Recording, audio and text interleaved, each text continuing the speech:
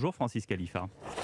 Bonjour. Vous êtes le président du CRIF, le Conseil représentatif des institutions juives de France. Avant d'évoquer l'affaire Sarah Halimi, la haine à nouveau vendredi à Rambouillet. Une fonctionnaire de police, maman de 2 enfants, tuée par un individu s'étant manifestement radicalisé. Quelle a été votre réaction ?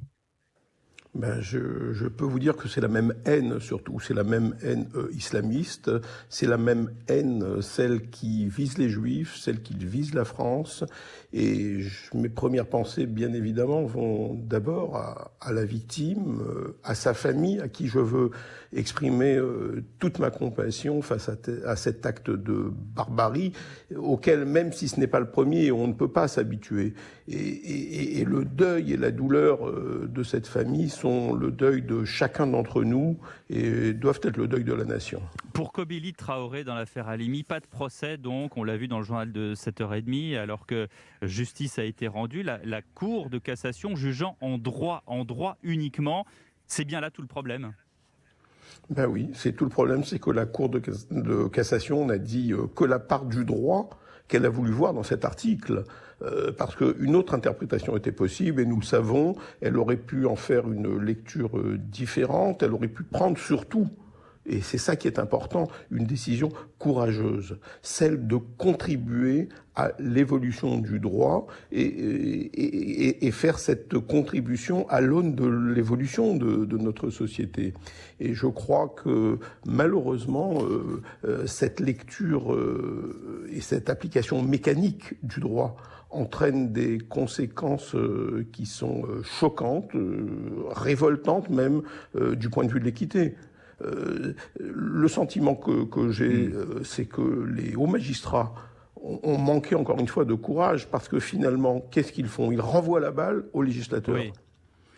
Et je crois que de cette façon-là, ils ont sûrement dit le droit, et d'une façon très restrictive, mais ils n'ont pas dit la justice.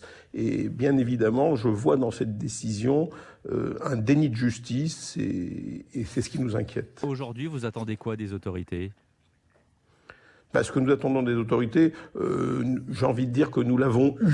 Nous l'avons eu puisque nous attendions une décision forte du président de la République quant à la nécessité d'une nouvelle loi pour que l'on puisse plus se retrouver dans cette situation. Le président de la République a réagi immédiatement en demandant au garde des Sceaux de travailler à une nouvelle loi, et le fait que cela vienne du garde des Sceaux nous rassure, parce que j'ai bon espoir que nous aurons cette nouvelle loi avant l'été, et que même s'il fallait bousculer le calendrier parlementaire ou l'agenda parlementaire, je pense que nous aurons, parce qu'il y a urgence à ce qu'il y ait une nouvelle loi. Mais est-ce que pour autant la famille de Sarah Halimi sera remplie dans son droit de justiciable ? Bien sûr que non, parce que nous savons que cette nouvelle loi ne pourra pas s'appliquer à Sarah Halimi, et que sa famille n'aura pas eu justice, et que la justice n'aura pas été rendue.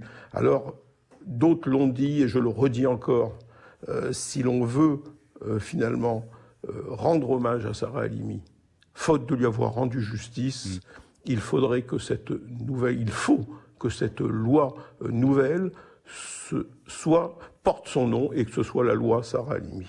Cette manifestation aujourd'hui à Paris, Francis Khalifa, c'est pour une prise de conscience collective. Oui, nous appelons à une mobilisation très forte. Et nous avons vu que cette mobilisation est là. Elle est là parce que nous avons vu les personnalités s'exprimer, nous avons lu de nombreuses tribunes, les réseaux sociaux sont très agités, très concernés par ce qui se passe. Je crois que c'est un jour important, mais c'est pas un jour important pour la communauté juive, c'est un jour important pour la France.